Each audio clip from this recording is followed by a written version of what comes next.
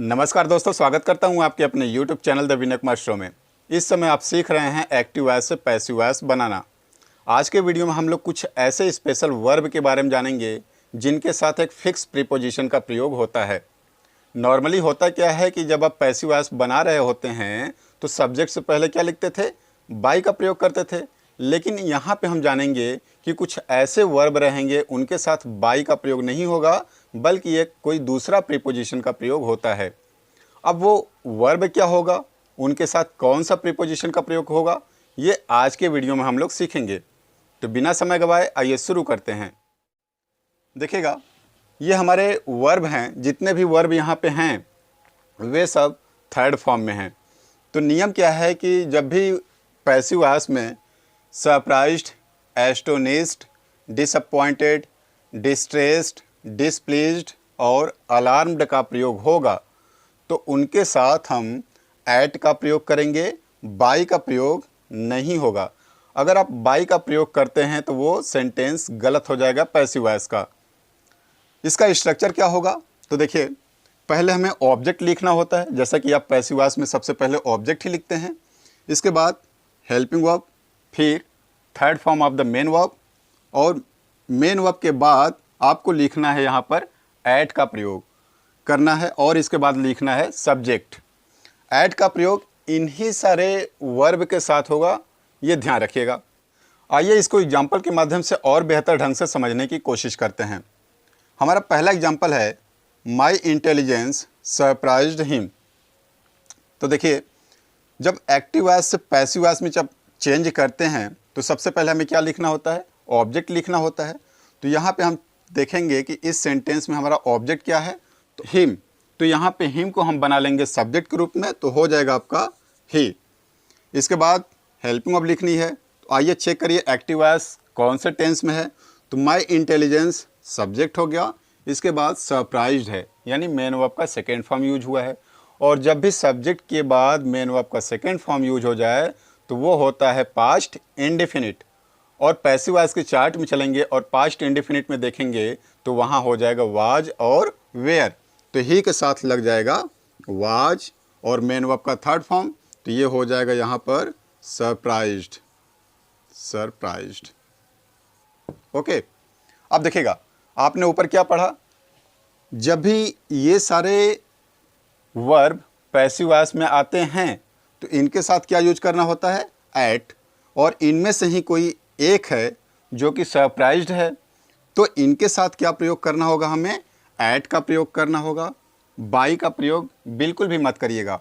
और एट लगाने के बाद हमें क्या लिखना होता है, सब्जेक्ट। तो सब्जेक्ट हमारा यहाँ पे क्या है, माई इंटेलिजेंस। तो यहाँ पे हम लिख लेंगे माई इंटेलिजेंस।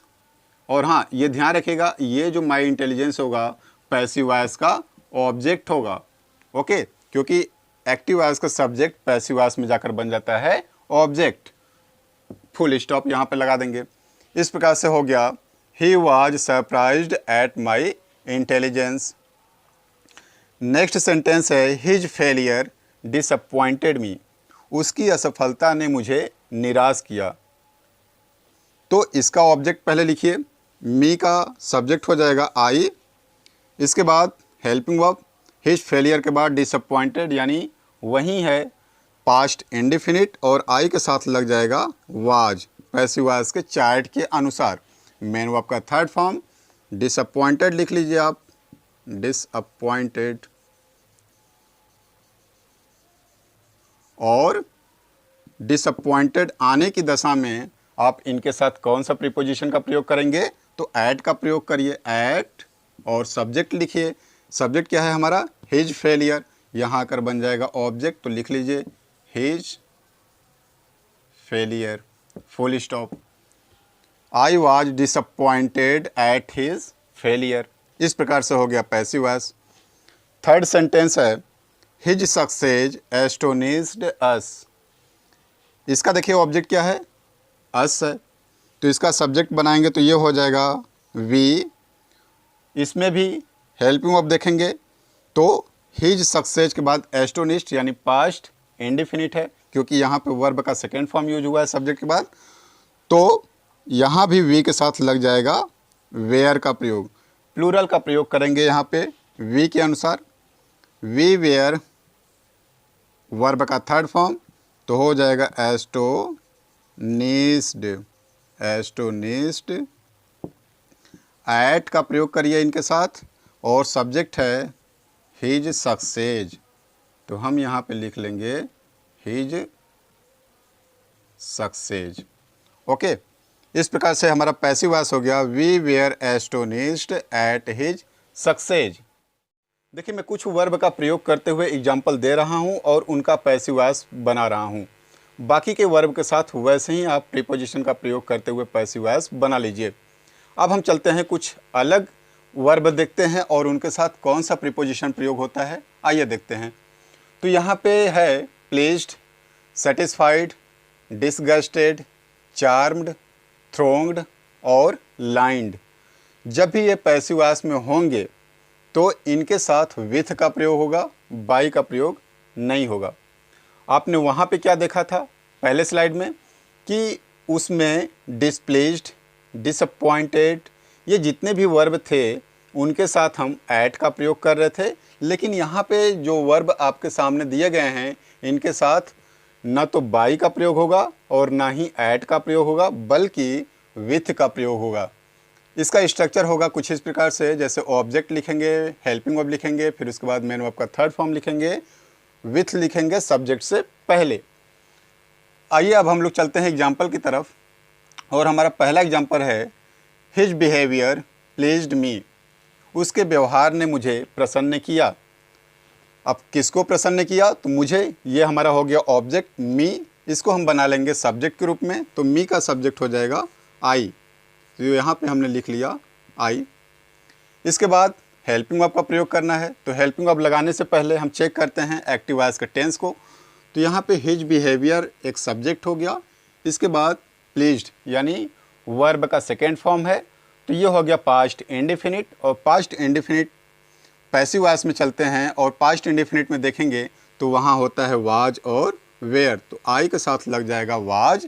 इसके बाद मेन वर्ब का थर्ड फॉर्म, तो सेकेंड और थर्ड एक ही होता है, तो यहाँ पे हम लिख लेंगे प्लीज्ड, आई वाज प्लीज्ड। अब नियम क्या है कि जब भी इन वर्ब में से किसी एक का प्रयोग हो गया होगा तो इनके साथ हम विथ का प्रयोग करेंगे, है ना। तो प्लीज्ड आ गया तो इनके साथ आप क्या कर लीजिएगा, विथ का प्रयोग करिए। उसके बाद सब्जेक्ट लिखना है, सब्जेक्ट हमारा क्या है, हिज बिहेवियर, तो यहाँ पे लिख लीजिए ऑब्जेक्ट के रूप में हिज बिहेवियर।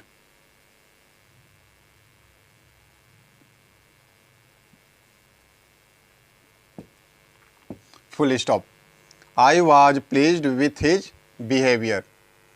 नेक्स्ट सेंटेंस है my work satisfies the officers. इसमें ऑब्जेक्ट क्या है हमारा, द ऑफिसर्स।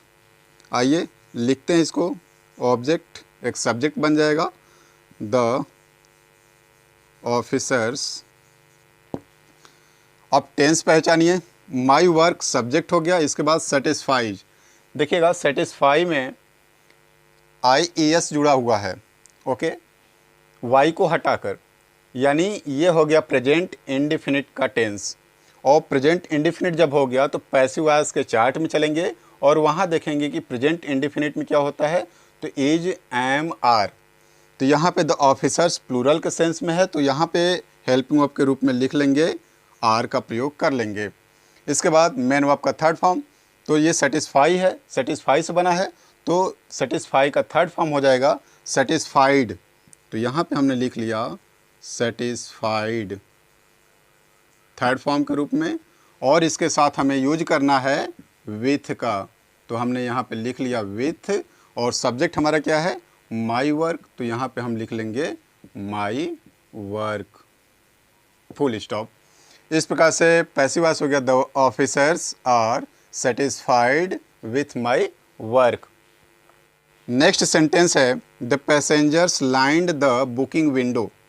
अब यहाँ पे ऑब्जेक्ट क्या है, तो देखिए लाइंड हमारा क्या है, मेन वर्ब है, और इसके ठीक बाद है the booking window. The booking window हमारा क्या हो गया, ऑब्जेक्ट हो गया, तो ऑब्जेक्ट हम यहाँ पे लिख लेंगे सब्जेक्ट के रूप में द बुकिंग विंडो। इसके बाद लगाना है आपको हेल्पिंग वर्ब का प्रयोग करना है स्ट्रक्चर के अनुसार। तो पहले टेंस पहचान लीजिए, द पैसेंजर्स सब्जेक्ट है, इसके बाद लाइंड है यानी कि सेकेंड फॉर्म यूज हुआ है मेन वर्ब का, तो ये भी हो गया पास्ट इंडेफिनिट। और जब पैसिव वॉइस में चलेंगे तो वहाँ पे हो जाएगा वाज और वेयर। तो द बुकिंग विंडो के अनुसार हो जाएगा वाज मेन वर्ब का थर्ड फॉर्म, तो यहाँ पे लाइंड ही रहेगा थर्ड फॉर्म के रूप में। और इनके साथ कौन सा प्रीपोजिशन का प्रयोग करेंगे हम, विथ का प्रयोग करिए और सब्जेक्ट आएगा। सब्जेक्ट है हमारा द पैसेंजर्स, फुल स्टॉप। इस प्रकार से हमारा पैसिव वॉइस हो गया the booking window was lined with the passengers. ऐसे ही आप बाकी भी वर्ब के साथ आप पैसिव वॉइस बना सकते हैं। आपने क्या देखा कि सरप्राइज्ड, एस्टोनिश्ड, डिसअपॉइंटेड, डिसप्लीज्ड, इनके साथ आप ऐड का प्रयोग कर रहे थे। वहीं on the other hand satisfied, charmed, lined, ये सब जितने भी वर्ब आए थे उनके साथ आप विथ का प्रयोग कर रहे थे। और वहीं अब हम आगे बढ़ेंगे तो जो नोन होगा, ये नो का थर्ड फॉर्म है नोन, और इसके बाद जो ओब्लाइज्ड होगा इनके साथ हम टू का प्रयोग करेंगे। ओके, वहाँ भी हम न तो ऐड का प्रयोग करेंगे, न बाई का प्रयोग करेंगे और ना ही विथ का प्रयोग करेंगे, बल्कि यहाँ पे क्या होगा, टू का प्रयोग होगा। और इसका स्ट्रक्चर हो जाएगा ऑब्जेक्ट, फिर उसके बाद हेल्पिंग वर्ब, फिर मेन वर्ब का third form plus two plus subject, यानी सब्जेक्ट से पहले आपको यूज करना है टू का प्रयोग। आइए अब हम लोग चलते हैं एग्जाम्पल की तरफ। Everybody knows Bhagat Singh. आइए सबसे पहले लिखिए आप ऑब्जेक्ट को। ऑब्जेक्ट हमारा क्या है, भगत सिंह। तो यहाँ पे हमने लिख लिया सब्जेक्ट के रूप में भगत सिंह, भगत सिंह। इसके बाद हमें लगाना है हेल्पिंग वर्ब का प्रयोग करना है। एवरीबडी के बाद नोज है, यानी नो में एस जुड़ा हुआ है और ये हो गया प्रेजेंट इंडेफिनिट का पॉजिटिव सेंटेंस। देखिए, प्रेजेंट इंडेफिनिट का पॉजिटिव सेंटेंस जब होता है तो सिंगुलर सब्जेक्ट होने की दशा में मेन वर्ब में एस या ई एस जुड़ जाता है। तो जब हम ये जान गए कि ये प्रेजेंट इंडेफिनिट है तो हम इसी भाग में चलेंगे पैसिव वॉइस के चार्ट में। और पैसिव वॉइस के चार्ट में प्रेजेंट इंडेफिनिट में देखेंगे तो वहाँ पे होता है helping verb is, am, are. तो भगत सिंह सिंगुलर है तो यहाँ पे हो जाएगा इज। इसके बाद मेन वर्ब का थर्ड फॉर्म, मेन वर्ब यहाँ पे नो से बना है तो नो का थर्ड फॉर्म होता है नोन, तो यहाँ पे हमने यूज कर लिया नोन। ओके, और नियम क्या है कि जब भी नोन आ जाए पैसिव वॉइस में तो उसके साथ आपको यूज करना है टू। हमने यहाँ पे लिख लिया टू, और सब्जेक्ट हमारा क्या है, एवरीबडी, तो हमने यहाँ पे लिख लिया एवरीबडी। स्टॉप। इस प्रकार हो गया Bhagat Singh is known to everybody. Second sentence है शी विल ओब्लाइज मी। अब इसमें ऑब्जेक्ट हमारा क्या है, मी है, तो मी का सब्जेक्ट हो जाएगा आई, और इसके अनुसार अब हम चलेंगे हेल्पिंग वर्ब का प्रयोग करने के लिए। तो पहले टेंस पहचानिए, शी के बाद विल आया है यानी फ्यूचर इंडेफिनिट, और पैसिव वॉइस के चार्ट में चलेंगे तो फ्यूचर इंडेफिनिट में होता है शैल बी और विल बी। तो आई के साथ लग जाएगा शैल बी, यहाँ पे हमने लिख लिया आई शैल बी।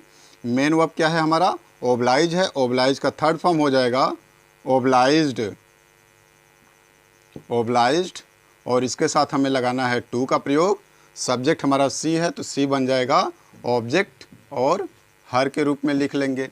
इस प्रकार हो जाएगा I shall be obliged to her. उम्मीद है आपको कुछ स्पेशल वर्ब के साथ प्रीपोजिशन प्रयोग करना आ गया होगा। मिलते हैं अगले वीडियो में एक नए टॉपिक के साथ, तब तक के लिए हमें इजाज़त दीजिए अपने दोस्त विनय को। नमस्कार।